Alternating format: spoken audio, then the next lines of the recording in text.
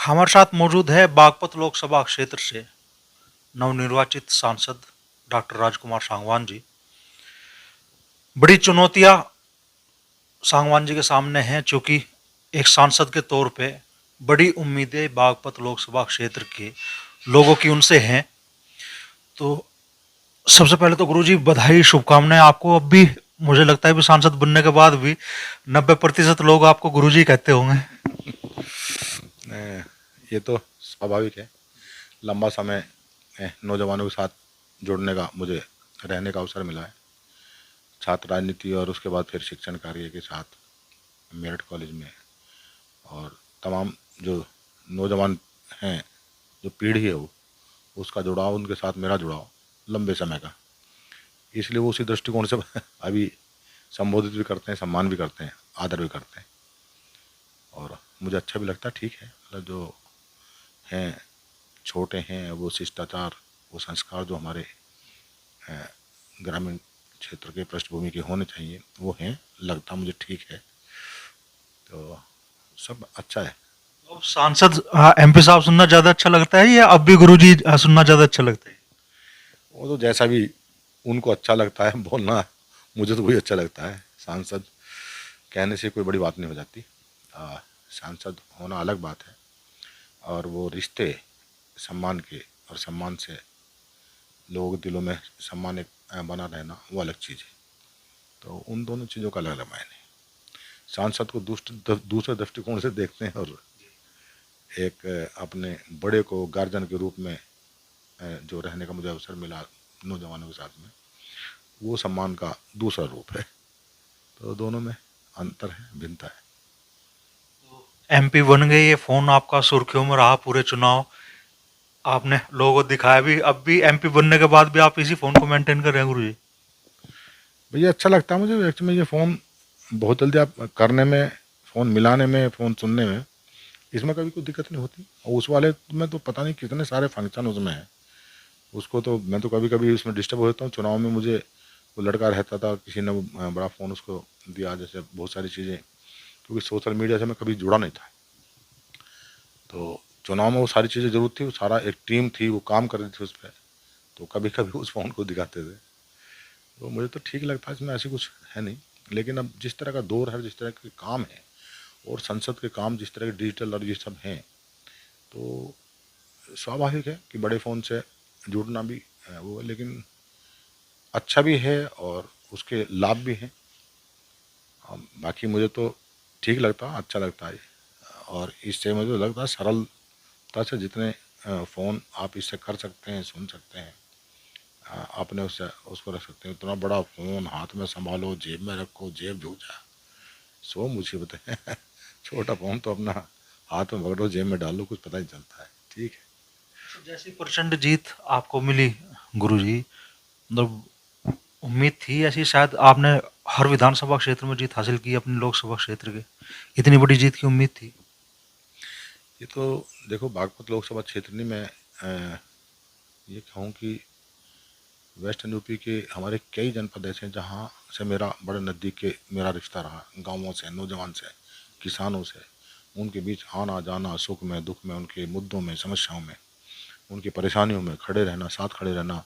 किसी भी जनपद में जाकर अपने संगठन के लोगों के साथ रहना, उनके से जो जुड़े जो लोग हैं, उनकी परेशानियों में उनके साथ खड़े रहना। तो ये जो अपनापन का लगाव था, हर समाज में, हर जाति धर्म मजहब के लोग जो अपनेपन का जो लगाव रखते थे मुझसे, तो उसका ही नतीजा है। और श्रद्धेय चौधरी चरण सिंह जी, भाई वो तो उनकी कृपा, उनका आशीर्वाद हमारे ऊपर बना, और हमने सीखा भी। जो कुछ उनके व्यक्तित्व का प्रभाव हमारे जीवन पर पड़ा, और जो सीखा भी है, तो वो बहुत सारी चीज़ें उनसे जुड़ी हुई हैं। लगता था आत्माओं से कहीं ना कहीं ऐसे महापुरुष जो जहाँ हैं आज, वो आत्माएं कहीं ज़मीन पर आकर हम जैसे सामान्य कार्यकर्ता को आशीर्वाद दे रहे हैं, और लोगों के दिलों में जगह बनाने का जो मुझे जो पूरा आशीर्वाद मिल रहा है, तो उनसे मिल रहा है। सभी जाति धर्म मजहब के लोग। और मैं तो ये कहता हूँ कि जो राजनीतिक दल हैं, जो उन विचारधाराओं के जुड़े लोग हैं, जो उनमें संगठनों में भी काम कर रहे हैं, उन बहुत लोगों की सहानुभूति, हमारे अपने दलों में काम भी कर रहे थे वो, लेकिन सहानुभूति सबकी थी, जो लंबा जुड़ाव लगाव था साथ रहने का, जुड़े रहने का, उसका लाभ मिला था। तो सबका प्यार मिला है। और इसलिए जो पांचों विधानसभा मेरी लोकसभा की हैं, सभी में मुझे अच्छा लीड, मुझे क्षेत्र की जनता ने बहुमत दिया है। और मतलब मेरे ऊपर जो स्नेह की जो बौछार उनकी है, उसने मेरी जिम्मेदारी को और बढ़ा दिया है। और स्वाभाविक रूप से लोग, जो हमारी सम्मानित जनता है, सम्मानित वोटर हैं, जो साथ रहे, जिनकी भावना मेरे साथ रही है, जो क्षेत्र से बाहर के लोग भी हैं, जिनकी दुआएं मेरे साथ रही हैं, जो दूर बैठे बैठे भी अपने परिचितों को, सबको, कोई फ़ोन से, कोई किसी से, और यही कोशिश कर रहे थे कि भाई इनको साथ रहना, इनको वोट देना है। कितने लोगों की दुआएं, कितने लोगों का स्नेह मेरे साथ रहा, मैं नहीं कह सकता, बहुत ज़्यादा था, बहुत ज़्यादा था। और जो दूसरे दलों के चुनाव भी लड़ा रहे हैं दूसरी जगह पर, वो भी उनकी सबकी चिंता थी ना, बागपत में वही जीतने चाहिए। तो ये एक बड़ा काम है, और इसलिए मेरी जिम्मेदारियां बड़ी हैं, और इसलिए चुनौती भी मेरे सामने काम की ज़्यादा है। काम की नहीं, जो उनके मन के भाव हैं, उनकी भावनाओं के अनुरूप मैं काम करूं, उनके साथ में खड़ा रहूं, उनको वैसा ही लगूं मैं जैसा अब से पहले दिखता था। तो ये चुनौतियां इन बातों की हैं, वैसी कोई चुनौती नहीं है। तो बाकी मैं तो कोशिश मेरी यही रहेगी, क्योंकि मेरे अंदर श्रद्धेय स्वर्गीय चौधरी चरण सिंह जी के विचार बसते हैं, और मैं आज भी उनकी विचारधारा का भक्त हूँ, और उसी पे मैं काम करने का मेरा पूरी तरह से मन है। उस पर काम करूँगा, ईमानदारी से काम करूँगा, करप्शन के खिलाफ भी काम करूँगा, डेवलपमेंट के काम जितने बागपत लोकसभा क्षेत्र में हो सकते हैं उस पर करूँगा। इसके अलावा जो पश्चिमी उत्तर प्रदेश के हमारे जनपद हैं, अगर कहीं के भी मुझे कार्यकर्ता बुलाएंगे तो वहाँ भी जाने का मैं काम करूँगा, उनके बीच भी खड़ा होने और हौसला बढ़ाने का काम करूँगा। जैसी मान लो प्रचंड जीत मिली, वैसी प्रचंड उम्मीदें भी आपसे है, तो बागपत लोकसभा क्षेत्र के विकास के लिए कोई बड़ी योजना आपके मन में है? हैं, बहुत सारे बातें दिमाग में हैं। बागपत जनपद के लिए मुझे मैं लगता है कि मुझे प्रतिनिधित्व करने का, ऐसी लोकसभा का मुझे मौका मिला। किसानों के, गरीबों के मसीहा, भारत के पूर्व प्रधानमंत्री, जिनको भारत सरकार ने भी भारत रत्न सम्मानित किया, उनकी सेवाओं को ध्यान में रखते हुए कि वो गरीब के लिए, गांव के लिए, मजदूर के लिए सदैव चिंतित रहते हैं, उनके उत्थान के लिए काम किया उन्होंने सरकारों में रहते हुए। उनकी कर्म भूमि है, उनकी ऐसी पावन भूमि से मुझे श्रद्धेय चौधरी जैन जी ने उम्मीदवार बनाया, जो उनकी विरासत की सीट थी।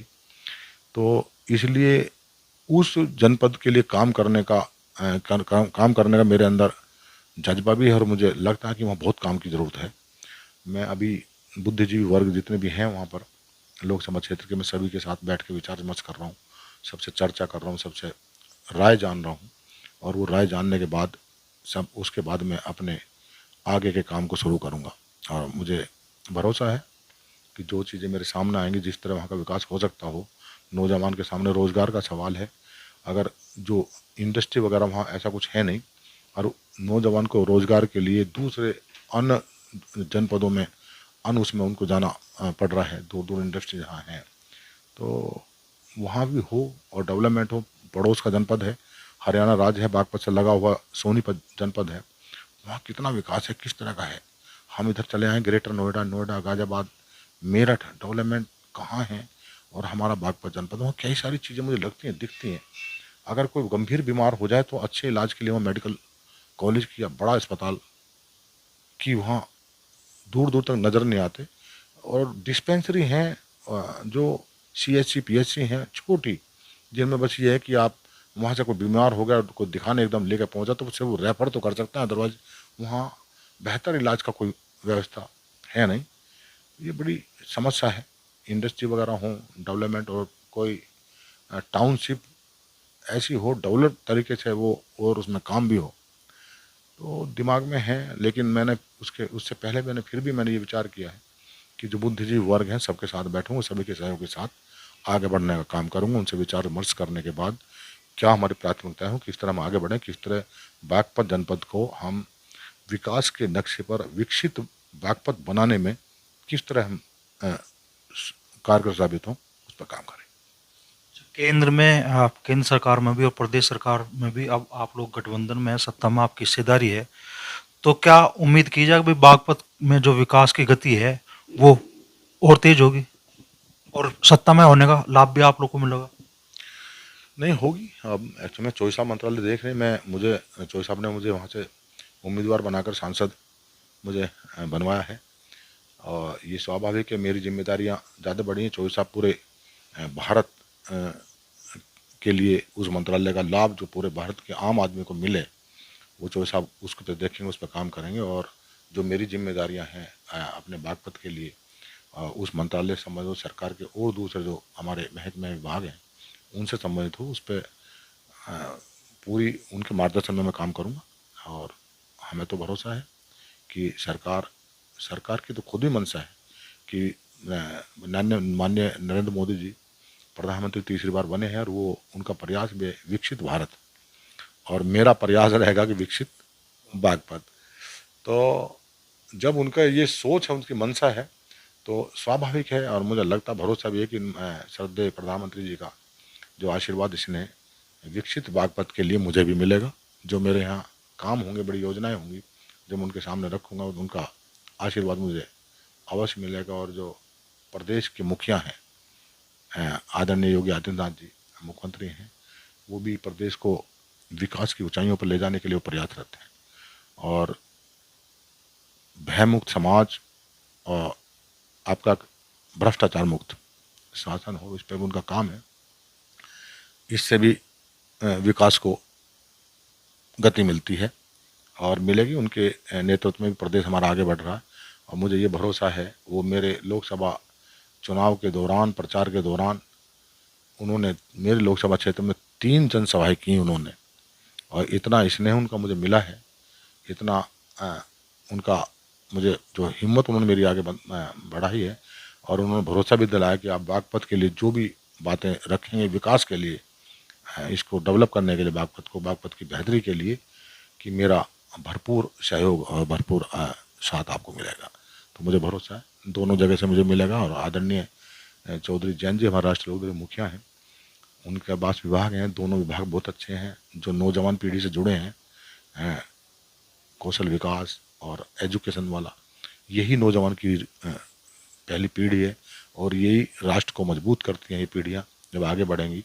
तो उन दोनों जो मंत्रालय हैं उसका लाभ हमारे नौजवानों को मिलेगा, और बागपत ही नहीं, मैं तो कहता हूँ कि पूरे देश को मिलेगा।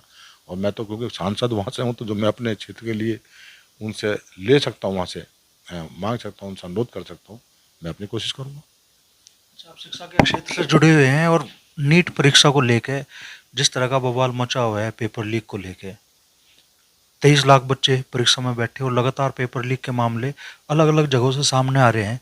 आपका नजरिया क्या है इस पूरे प्रकरण पर लेके, और इस तरह के मामलों में आप क्या चाहते हैं कि भाई सुधार के लिए क्या कदम उठाए जाने चाहिए? देखिएगा, ये बड़ा गंभीर मुद्दा है।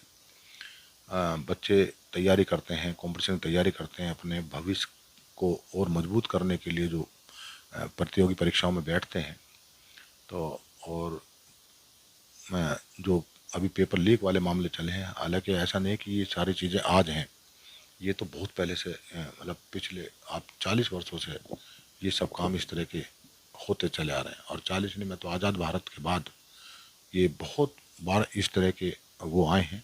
फ़र्क इतना है कि आज कोई भी छोटी से छोटी घटना होती है, छोटा कोई अपराध होता है, तो वो सोशल मीडिया, यूट्यूबर्स और आपके इलेक्ट्रॉनिक मीडिया है ना, इसके माध्यम से वो आम आदमी तक बिल्कुल एकदम पूरे देश में हाईलाइट हो जाता है और चर्चाओं का बिंदु बन जाता है। और पिछले दौरान भी ये सारी चीज़ें इस तरह की हुई हैं, लेकिन ये गंभीर मुद्दा है। जो इस तरह के काम करने वाले लोग हैं, जो इनसे जुड़े लोग हैं, जो इस तरह के हरकतें करते हैं, उनके खिलाफ सरकार सख्ती से पेश आ रही है। बड़ी एजेंसी को इस समय जांच दी गई है, और वो जांच कर रही है। जो अपराधी हैं बख्शे भी नहीं जाएंगे, पकड़े जाएंगे, उनको सज़ा भी मिलेगी, और कठोर सज़ा मिलेगी कि भविष्य में कोई इस तरह की हरकतें ना करे, सेंधमारी ना करे, परीक्षाओं की जो गोपनीयता उसको भंग ना करें। तो ये चीज़ें हैं, और सरकार ने फैसले लिए हैं कि जो चीज़ें एकदम संज्ञान में आई है तो तुरंत वो परीक्षाएं रद्द भी की हैं। लेकिन रद्द होने से ये स्वाभाविक है कि परीक्षार्थी जो उनको कहीं ना कहीं उनकी भावनाओं को चोट पहुँचती है। मेहनत करने के बाद में जब बच्चे के पास में लक्ष्य होता है कि ये मेरी परीक्षा की तिथि आ गई है, तो उस तिथि पर वो परीक्षा देने के बाद में निश्चिंत हो जाता है, रिलीफ महसूस करता है। अब लेकिन जब उसके सामने फिर दोबारा से वो सवाल खड़ा होता है, तो इसमें जो लोग इस तरह कर रहे हैं, और सरकार इस समय बेहतर काम कर रही है। हाँ, अब इसके ऊपर विचार भी चल रहा है कि इन चीज़ों को रोका जाना है, फुल प्रूफ इसकी व्यवस्था हो, किसी प्रकार की परीक्षा में गड़बड़ी ना हो, और जो गड़बड़ी करने वाले लोग हैं वो भी ना बख्शे जाएं, उनको भी कठोर से कठोर सजा मिले। इस पर सरकार काम कर रही है, और स्वाभाविक है, और इसका तो छात्रों के लिए लाभ ही होगा कि खराब लोगों को मौका नहीं मिलेगा। जो होनहार बच्चे हैं, जो डिजर्व करते हैं, जो अपनी पढ़ाई में अपनी योग्यता के आधार पर वो परीक्षा पास करके उस फील्ड में आगे बढ़ने का जो उनका प्रयास है, उनको उसका लाभ मिलेगा। परीक्षा दोबारा होगी। अगर जिन लोगों ने चोरी की है, बदमाशी की है, बेईमानियाँ की हैं और परीक्षाओं के साथ में इस तरह का छेड़छाड़ की है, सरकार सख्ती से उनके साथ निपट रही है, और सख्ती से ही निपटेगी, उनको सज़ा भी मिलेगी। और परीक्षाएं अब उनकी गोपनीयता भंग ना हो, परीक्षाएं फुल प्लान के साथ में संपन्न हो, इस पर भी सरकार अब काम कर रही है, विचार कर रही है। आप मूल से संगठन में से जुड़े रहे हैं, तो राष्ट्रीय लोक दल आने वाले समय में किस तरीके से अपना विस्तार करने की आप कोशिश करेगा? और आपके साथी सांसद जो पार्टी से निर्वाचित हुए हैं, मीरापुर से चंदन चौहान जी, अब उनकी विधानसभा सीट मीरापुर भी रिक्त हो गई है, तो पार्टी उस सीट को दोबारा हासिल करने के लिए आ, क्या रणनीति अपनाएगी? चूंकि चंद्रशेखर आजाद मुजफ्फरनगर पहुंचे मीरापुर विधानसभा क्षेत्र में, उन्होंने कहा कि हम लड़ेंगे, और दावा भी कर दिया साथ में कि 40,000 वोटों के अंतर से आजाद समाज पार्टी ये सीट जीतेगी। सभी राजनीतिक दल हैं, अपनी अपनी बात कहते हैं, और राजनीतिक दलों के जो मुखिया हैं वो अपनी बात कहते हैं। राष्ट्रीय लोक दल का संगठन इसमें मजबूत है, कार्यकर्ताओं में उत्साह है, कार्यकर्ताओं में जोश है, और वो चौधरी चरण सिंह जी की विचारधारा उसको लेकर आगे बढ़ रहे हैं, उसको बिल्कुल धरातल पर उतारने के लिए वो काम कर रहे हैं। जब से भारत के पूर्व प्रधानमंत्री श्रद्धेय चौधरी चरण सिंह जी को, जो गांव गांव गरीब किसान मजदूर के लिए जिन्होंने काम किया, उनकी बेहतरी के लिए, उत्थान के लिए सरकारों में रहते हुए काम उन्होंने किया है, ये सारी बातें आम आदमी के जहन में हैं। जाति धर्म मजहब से ऊपर उठकर सब लोग उस विचारधारा का सम्मान करते हैं, उस विचारधारा में भरोसा करते हैं। अब राष्ट्रीय लोकदल के मुखिया चौधरी जैन जी का ये संकल्प है कि हमारे कार्यकर्ता मजबूती से आम आदमी की तकलीफों के निवारण के लिए उनके बीच में रहें, उनके बीच में काम करें, और काम कर रहे हैं, बेहतर काम कर रहा है हमारा संगठन, और दुरुस्त करेंगे हम अपने संगठनों को, और कार्यकर्ताओं के बीच में रहेंगे। 2 सांसद हैं हम लोग भी, अधिकतर जो हमारे जनपद हैं जहाँ भी कार्यकर्ताओं को हमारी ज़रूरत होगी, महसूस होगी संगठन के लिए, कामों के लिए, हम उनके बीच में रहेंगे। और अब ये विधानसभा रिक्त हुई है, उसका चुनाव की घोषणा अधिसूचना होने दो, अच्छे प्रत्याशी चॉइस साहब लाएंगे, वो फैसला उनको लेना है, और जो फैसला वो लेंगे हम सब लोग उस पर काम करेंगे, और हमें भरोसा है कि वो सीट हमारी थी और हमारे पास ही रहेगी। जनता का प्यार और आशीर्वाद सब हमारे प्रत्याशी और हमारी पार्टी की नीतियों को और हमारे पार्टी के मुखिया में जो भरोसा है उसके साथ रहेगा। सीट हमारे साथ ही रहेगी, हमारे पास ही रहेगी। 10 विधानसभा सीटों पे उपचुनाव होना है, और अब चर्चा ये भी आ रही है कि वो राष्ट्रीय लोकदल खैर विधानसभा पर भी अपना दावा कर रही है, जो शायद भारतीय जनता पार्टी के पास थी अब तक। खैर पे भी क्या राष्ट्रीय लोकदल का दावा है क्या? तो ये सब बातें तो एक्चुअली में चॉइस साहब बताएंगे, क्योंकि पार्टी के जो मुखिया जो जो बातें उनके स्तर के, उनके लेवल के हैं, उनमें मेरा कहना कुछ नहीं है। लेकिन जो फैसले उनके होंगे, मतलब जहाँ भी सीटें चौधरी साहब जो सीटें लेंगे, जो सीटें मिलेंगी, गठबंधन है, गठबंधन का चौधरी साहब गठबंधन धर्म को निभाने वाले हमारे ऐसे नेता हैं जो उसका अक्सर से पालन करते हैं।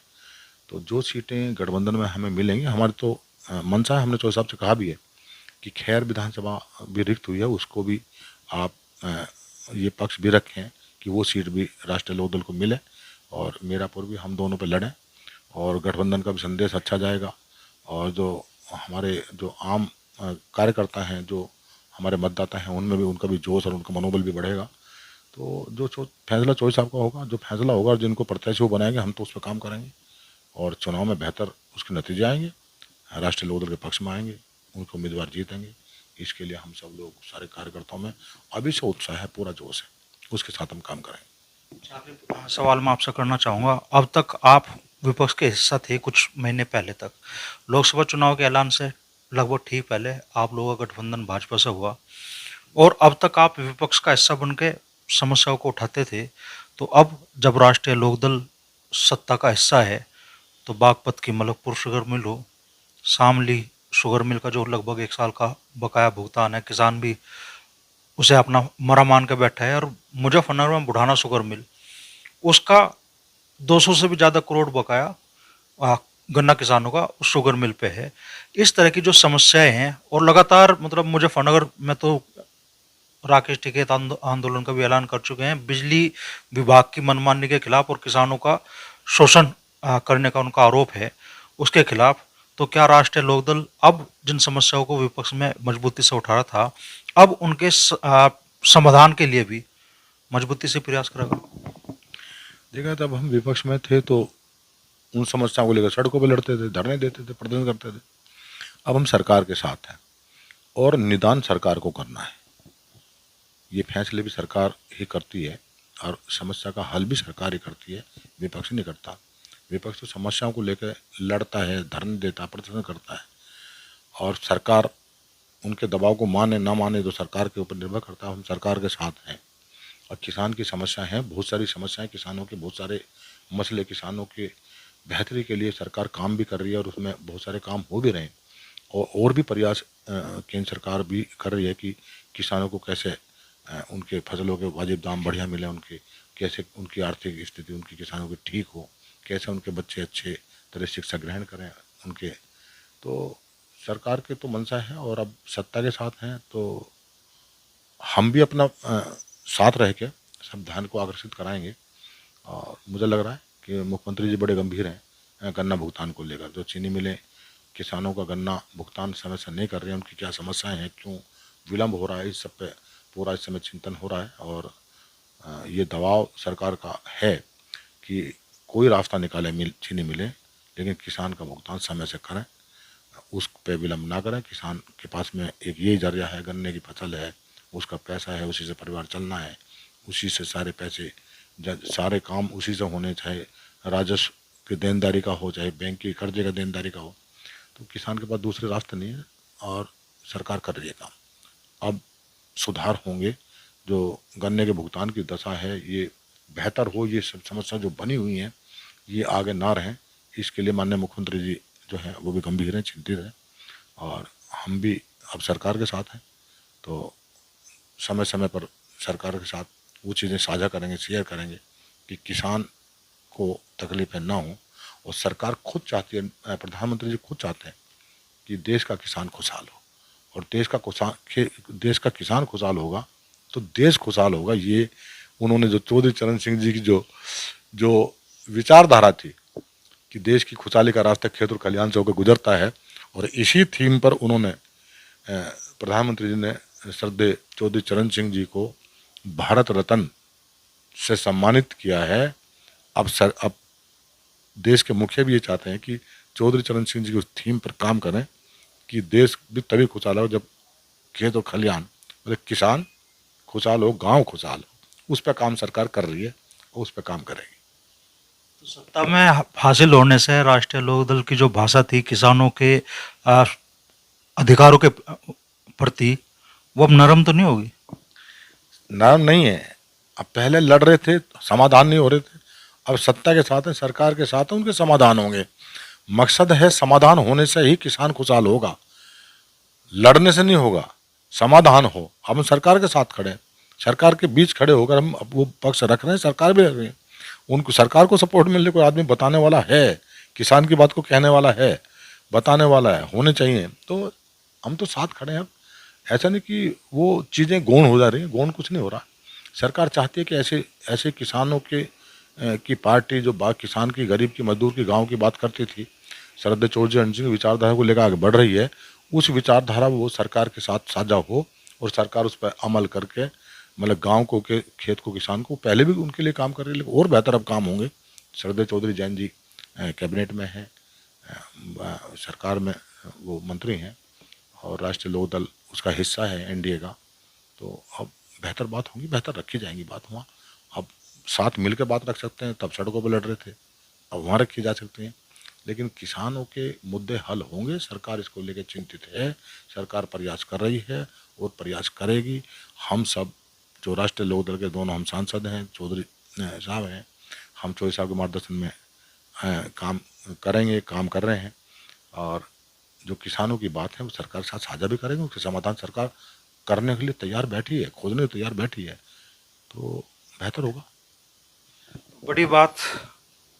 अब तो एमपी साहब हैं लेकिन गुरुजी डॉक्टर राजकुमार सांगवान जी कह रहे हैं कि आप नरेंद्र मोदी जी का विजन है विकसित भारत का, और उनका विजन है विकसित बागपत का।